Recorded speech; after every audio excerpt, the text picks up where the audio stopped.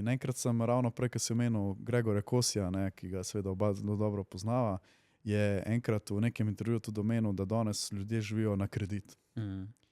Da smo instant družba, da zato to klaufajo kreditne kartice, ne, ker neki vidimo en objekt, zdaj tale napitek mi je zanimiv, bi ga imel, ampak si ga ne morem privoščiti. Ja, nič, se bom pa zapufal, ne, zato imam pa kreditno kartico. Če vidim nekaj dražjega in nimam sredstev, nič, bom vzel hitri kredit, nima veze, ne.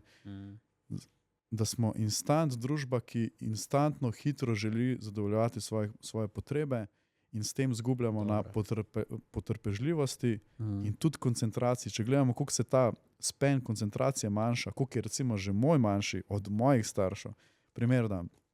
Moj fater lahko eno stvar študira, dela 5 ur ali 5 dni, ali en mesec, če je potrebno.